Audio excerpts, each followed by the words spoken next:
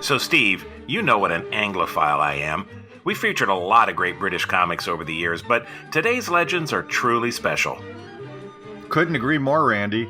This legendary duo has been described as the most illustrious and the best-loved double act that Britain has ever produced. To be or not to be? What are you doing? I was doing it then when you interrupted. I was doing it then. Doing what? Huh? Doing what? Shakespeare's soliloquy from Hamlet.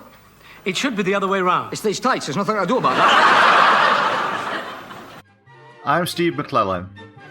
And I'm Randy Hodgins, and that was Eric Morecambe and Ernie Wise, better known as Morecambe and Wise, the popular and beloved comedy team that entertained Great Britain for more than 4 decades. The duo met in 1940 as individual performers in a Nottingham revue.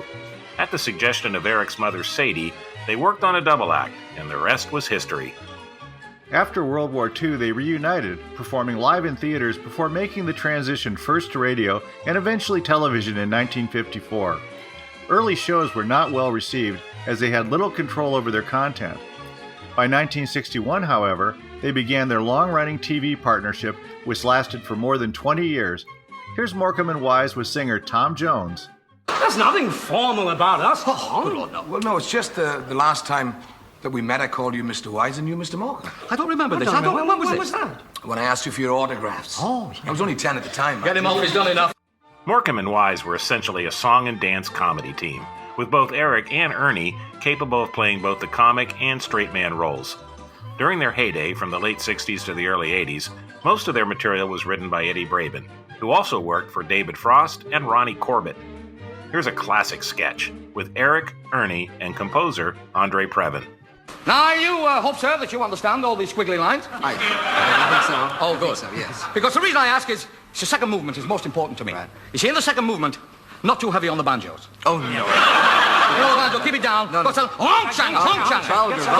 Vulgar. In most years, Morecambe and Wise's annual Christmas special was one of the most watched television programs in all of Great Britain.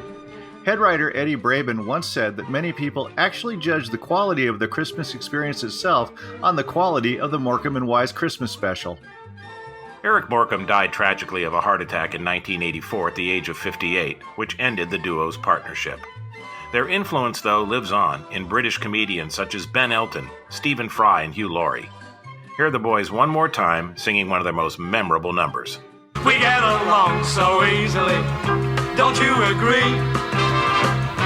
We like each other's company, don't you agree?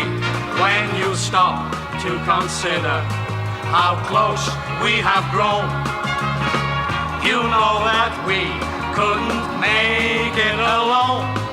You can find out more about Morecambe and Wise and all our comedy legends, including video clips and extended audio cuts at laughtracksradio.com. Thanks for listening, and until next time, it's goodbye from me.